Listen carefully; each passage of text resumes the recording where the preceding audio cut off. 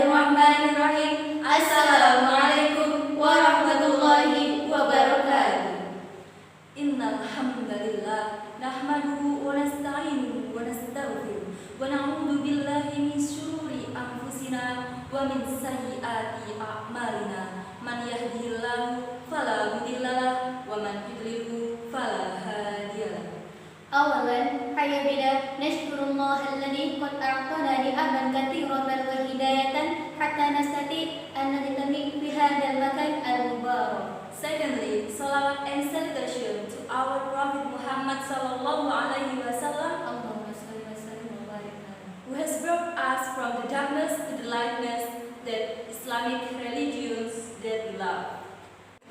Dan saya Aisyah Ulma, saya Nur Adela, berdirinya kami di sini akan mempresentasikan sedikit tentang mukjizat Al-Quran dalam bidang biologi.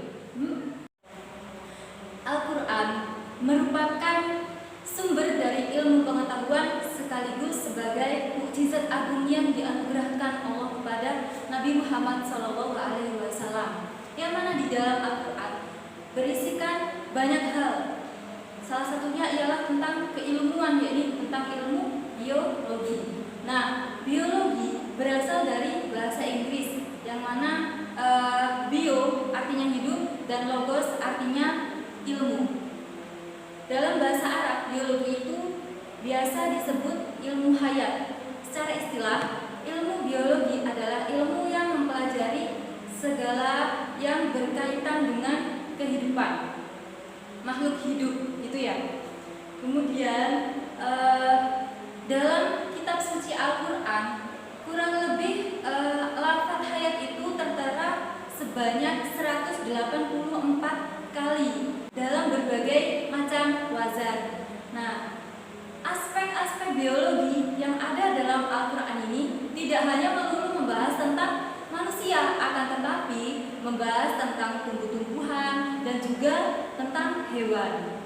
Kemudian yang selanjutnya adalah pembahasan tentang fakta ilmiah dalam bidang biologi yang akan disampaikan oleh Uti Dwi Nur Adela. Nah, fakta ilmiah dalam bidang biologi. Fakta ilmiah dalam Al-Quran telah dibuktikan kebenarannya oleh para ilmuwan.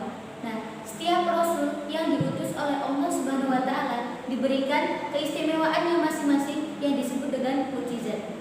Kemudian, fakta ilmiah dalam bidang biologi diantaranya yang pertama, yaitu bagian otak yang mengendalikan gerak tubuh kita. Dalam penelitian mengatakan bahwa fungsi otak terletak di depan tulang tengkorak. Kemudian yang kedua, yaitu sidik jari. Setiap manusia memiliki sidik jari yang unik dan berbeda-beda antara satu individu dengan individu yang lain. Nah, keunikan sidik jari ini ditemukan pada abad ke-19, yang sebelumnya jari dianggap sebagai lengkungan biasa yang tidak memiliki arti. Kemudian yang ketiga, yaitu stetes mani. Dalam ilmu pengetahuan modern mengatakan bahwa selama melakukan hubungan biologis, 250 juta sel sperma berjuang untuk masuk ke sel telur si ibu tadi. Kemudian yang keempat, yaitu jenis kelamin bayi. Penelitian sebelumnya diyakini bahwa jenis kelamin bayi ditentukan oleh sel telur atau sel si ibu. Tetapi di dalam Al-Quran menerangkan bahwa jenis kelamin bayi ditentukan oleh sel sperma apabila sel sperma itu dipancarkan. Artinya jenis kelamin bayi itu ditentukan oleh sel ayah. Kemudian yang kelima, segumpal darah yang melekat pada rahim.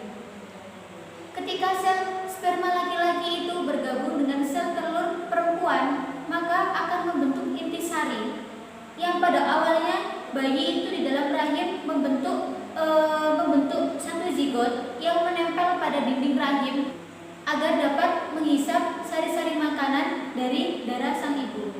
Kemudian yang terakhir, yaitu ASI. Air susu yang diproduksi manusia untuk konsumsi sang bayi adalah gizi utama atau makanan utama yang diharuskan untuk seorang bayi yang tidak bisa makan makanan padat. Ya, dari keenam fakta ilmiah yang saya sebutkan tadi, kita di sini akan mengangkat satu tema atau akan memperjelas satu tadi, yaitu tentang ASI yang akan diterangkan oleh Utina Umar. Nah, selanjutnya ayat Al-Quran yang menganjurkan untuk menyusui terdapat pada surat Al-Baqarah ayat 233 yang berbunyi, Bismillahirrahmanirrahim. Wal-walidatu yurdi'na awladahunna hawlaini kamilaini liman arada an yutimma radha'ah wa 'alal mawludi lahu rizquhunna wa kiswatuhunna bil ma'ruf la tukallafu nafsun illa wus'aha la tudarra walidatun biwaladiha wa la mawludun lahu biwaladihi wa 'alal warithi mithlu dhalik fa in arada fisalan 'an taradin minhuma wa tashawurin fala junaha 'alayhima wa in aradtum an tastardi'u awladakum fala junaha 'alaykum idza sallamtum ma ataytum bil ma'ruf wattaqullaha wa'lamu annallaha bima ta'maluna basir. Nah, dalam ayat ini menunjukkan perihal pentingnya menyusui dalam 2 tahun pertama kelahiran sang bayi. Nah, penyusuan 2 tahun pertama ini berpengaruh kepada psikis dan mental si bayi tadi. Perintah menyusui tidak hanya terdapat pada ayat Al-Quran, tapi di dalam hadis juga yang diriwayatkan oleh Muslim dan Abu Dawud juga menjelaskan tentang pentingnya menyusui dalam 2 tahun. Dalam hukum syariat, menyusui merupakan keharusan bagi seorang wanita atau seorang ibu. Nah, terdapat ancaman yang sangat dari Nabi Muhammad SAW bagi para ibu yang tidak mau menyusui tanpa adanya udzur syar'i. Nah, dari Abu Umamah radhiyallahu anhu, dari Rasulullah SAW bersabda, "Auladahunna yamna'na allati haula'i qila haula'i baluma qultu al-hayyatu tad'iyahunna tanhasyu binisa'in fa idza bi intalaqa tumbal banahunna." Nah, kemudian malaikat mengajakku melanjutkan perjalanan. Tiba-tiba aku melihat wanita yang payudaranya dicabik-cabik oleh ular. Aku bertanya, "Ada apa dengan mereka?" Malaikat menjawab, "Mereka adalah para wanita yang tidak mau menyusui anak-anaknya tanpa alasan yang dibenarkan." Hadis riwayat Ibnu Hibban dalam Sahih Ibnu Hibban nomor 7491. Nah, ancaman dalam hadis ini berlaku jika tidak terdapat udzur syar'i yang dibenarkan dalam syariat Islam atau dibenarkan secara medis ketika seorang wanita itu tidak mau menyusui. Nah, sebagai akibat hal itu menimbulkan mudarat atau bahaya bagi dirinya. Nah, tentu saja ASI memiliki banyak sekali keistimewaan. Di antaranya, yang pertama, komposisi ASI itu selalu berkembang dari hari ke hari sesuai atau menyesuaikan dengan nutrisi yang dibutuhkan oleh sang bayi. Berbeda dengan susu pabrik yang mana komposisi air susu itu statik. Nah, kemudian temperatur ASI itu juga menyesuaikan dengan temperatur sang bayi. Kemudian yang kedua adalah ASI merupakan makanan yang mengandung ragi-ragi yang mudah dicerna bagi seorang bayi yang mana belum siap menerima asupan-asupan makanan yang lain selain daripada ASI. Kemudian ASI itu sangat steril, berbeda dengan air susu pabrik yang mana tidak bebas dari bakteri dan juga polusi.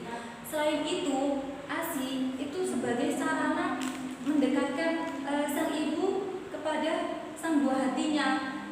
Jadi anak yang mendapat asupan ASI eksklusif dari seorang ibu itu lebih erat hubungannya atau akan lebih cenderung memiliki kedekatan dan hubungan yang lebih baik kepada ibunya daripada bayi-bayi yang tidak diberi ASI.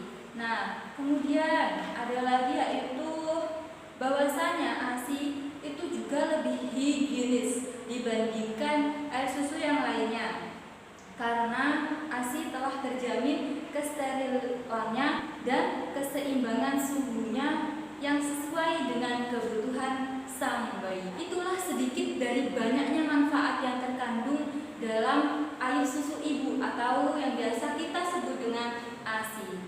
Ya, sekian presentasi dari kami. Semoga ilmu yang tidak seberapa ini bermanfaat untuk kalian semua. Edel, beli ketupat